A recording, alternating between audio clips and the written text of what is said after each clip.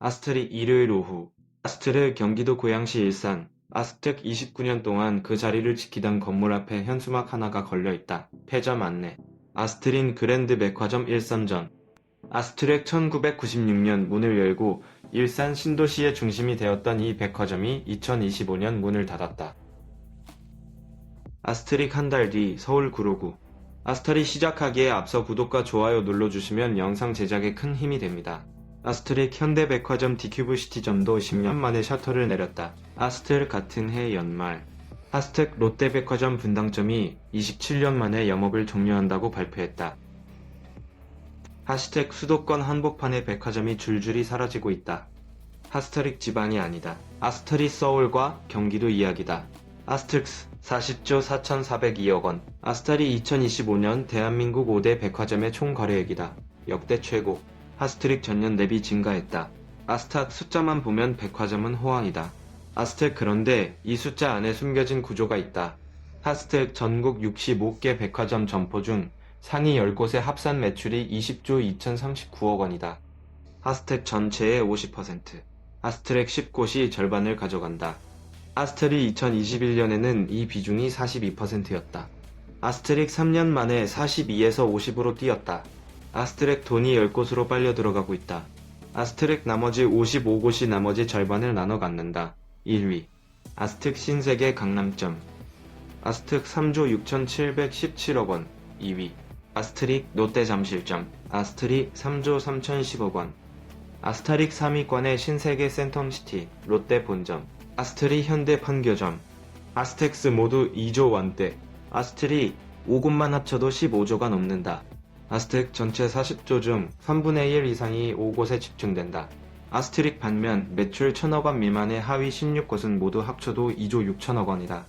1위 신세계 강남점 한 곳의 매출이 하위 11곳을 합친 것보다 크다. 이것이 대한민국 백화점의 현실이다.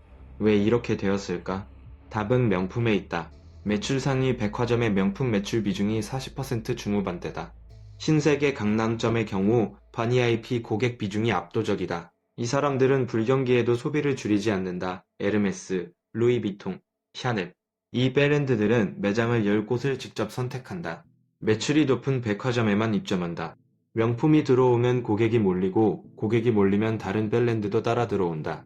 명품이 빠지면 고객이 빠지고 고객이 빠지면 다른 브랜드도 떠난다. 선순환과 악순환이 극단적으로 갈린다. 강남은 선순환, 지방은 악순환. 이 격차는 해가 갈수록 커진다. 그 악순환의 끝을 보여주는 사례가 있다. 홈플러스다. 대한민국 대형마트 3사 중 하나였던 홈플러스가 2025년 기업회생 절차에 들어갔다. 1년이 지난 지금 상황은 더 나빠졌다. 향후 6년간 41개 점포를 폐점하겠다는 계획안을 법원에 제출했다. 이미 폐점된 곳만 17곳이 넘는다. 서울 가양점, 인천 계산점, 안산 고산점, 수원 원천점, 울산 북구점, 부산 장림점, 대구 동촌점. 한 곳 한 곳이 그 동네의 중심이었던 곳들이다. 여기에 부산 간만, 대전 문화, 울산 남구, 전주 완산, 화성 동탄, 천안, 조치원까지 추가 폐점이 발표됐다. 임금 체불까지 발생했다. 직원들의 급여가 밀리고 있다. 건물주들은 연쇄 소송을 준비하고 있다. 회생이 아니라 청산으로 갈 수 있다는 전망까지 나온다. 홈플러스만의 문제가 아니다. 대형마트 전체가 무너지고 있다. 2025년 산업통상자원부 유통업 매출 동향에 따르면 전체 유통업 중 유일하게 대형마트만 매출이 4.2% 감소했다. 설과 추석이 포함된 2달을 제외한 10개월 모두 역성장했다. 대형마트의 유통 매출 비중은 2021년 15.1%에서 2025년 10% 아래로 떨어졌다. 4년 만에 5%포인트 이상 증발했다. 대형마트 3사의 전국 점포 수도 2019년 407개에서 약 372개로 줄었다. 35개가 사라졌다. 이 돈은 어디로 갔을까? 답은 뻔하다. 온라인이다. 쿠팡이다. 쿠팡 매출 41조 원. 물류센터에만 6조 원 이상을 투자했다. 전국 시군구 182곳. 70%가 새벽 배송권에 들어가 있다. 새벽 배송 시장 규모 약 15조 원. 이 중 쿠팡 점유율 70%. 아침에 눈을 뜨면 현관 앞에 물건이 놓여있는 세상에서 일요일에 차를 몰고 마트에 가야 할 이유가 없다. 토요일 오후에 백화점 지하식품관에 줄을 서야 할 이유가 없다. 편의가 습경이 되었고 습관은 구조를 바꿨다. 이 흐름에서 살아남는 백화점의 공통점이 있다. 단순히 물건을 파는 것이 아니라 경험을 판다. 흰색의 강남점은 백화점이 아니라 도시 안의 도시다. 명품관, 미슐랭 식당, 전시관, 아이 놀이 공간. 여기서 하루를 보낼 수 있다. 온라인에서는 불가능한 일이다. 롯데 잠실점도 롯데월드와 연결되어 있다. 쇠핀과 오락이 하나로 묶여 있다. 이런 곳은 살아남는다. 그러나 지방의 중소형 백화점은 이 투자를 할 수 없다. 경험을 만들 돈이 없다. 명품을 유치할 직객력이 없다. 악순환의 고리를 끊을 수 없다. 결국 폐점이라는 결론에 도달한다. 롯데백화점의 전략이 이것을 보여준다. 32개 점포 중 매출 하위 10여 곳을 구조조정 대상에 올렸다. 관악점, 상인점, 분당점, 일산점, 대구점, 포항점. 이 점포들의 운명은 폐점이거나 매각이다. 동시에 본점, 잠실점, 부산 본점, 인천점, 광복점, 수원, 동탄, 강남점. 이 8곳의 자본을 집중한다. 버릴 곳은 버리고 살릴 곳만 살리는 것이다. 기업 입장에서는 합리적인 선택이다. 그러나 폐점되는 지역의 주민에게는 생활 인프라가 사라지는 것이다. 마트가 사라지면 무슨 일이 벌어지는지 이미 보고 있다. 홈플러스가 문을 닫은 동네에서 인근 이마트와 롯데마트 매출이 최대 40% 올랐다는 보도가 있었다. 반사이익처럼 보인다. 하지만 그것도 일시적이다. 결국 그 고객도 온라인으로 이동한다. 오프라인 마트가 하나 줄어들 때마다 온라인 주문이 늘어난다. 이 흐름은 되돌릴 수 없다. 대형마트에 남은 카드가 하나 있다. 새벽 배송 규제 완화다.